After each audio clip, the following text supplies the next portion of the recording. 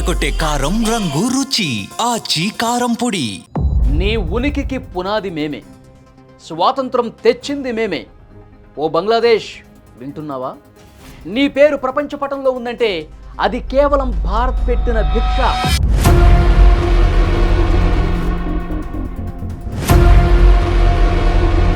1971లో పాకిస్తాన్ సైన్యం మీ దేశ ఆడబిడ్డలను చెరబడుతుంటే, లక్షలాది మందిని ఊచకోత కోస్తుంటే భయంతో వణికిపోతున్న మీకు అండగా నిలబడింది మా సైనికుల రక్తాన్ని ధారపోశాం, మీకు స్వాతంత్రం ఇచ్చాం. కానీ ఈరోజు అదే భారత్ను రెచ్చగొడతారా?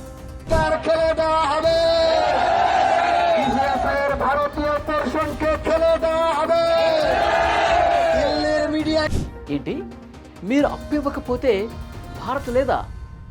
మీ మనుగడకు ప్రతి అడుగు భారత్ మీదే ఆధారపడి ఉందని మర్చిపోయారా? బంగ్లాదేశ్, భారత్ లేకపోతే నీ బతుకేంటో తెలుసా? ఇప్పుడు చెప్తున్నా విను. నీ బతుకు ఏంటో ఇప్పుడు క్లియర్గా చెప్తా విను.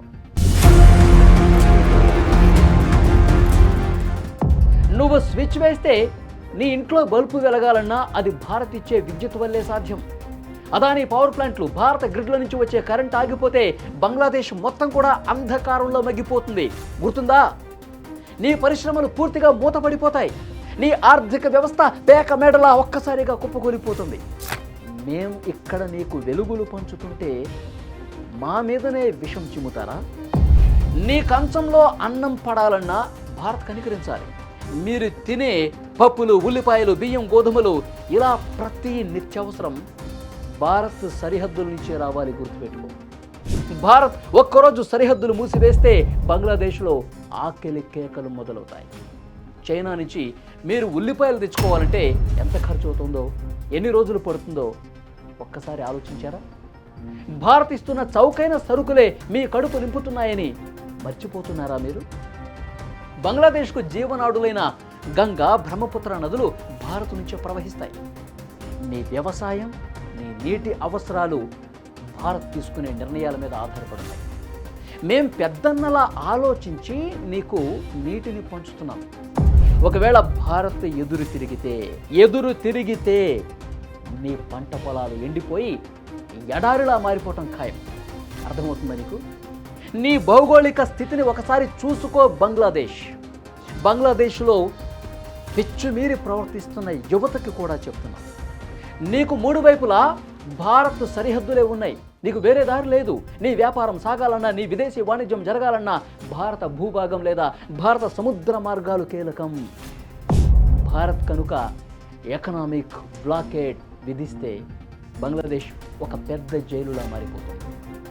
పాకిస్తాన్ వచ్చి నిన్ను కాపాడుతున్నప్పుడు తన సొంత ప్రజలకే పిండి ఇవ్వలేని పాకిస్తాన్ నీకేం సాయం చేస్తుంది? అర్థమవుతుందా? భారత్ను కాదని చైనా కాళ్ళ దగ్గరకు వెళ్తావా? శ్రీలంక ఏమైందో చూడు. హంబన్ తోట ఓడరేవును చైనాకు రాసిచ్చేసింది. పాకిస్తాన్ ఏమైందో చూడు.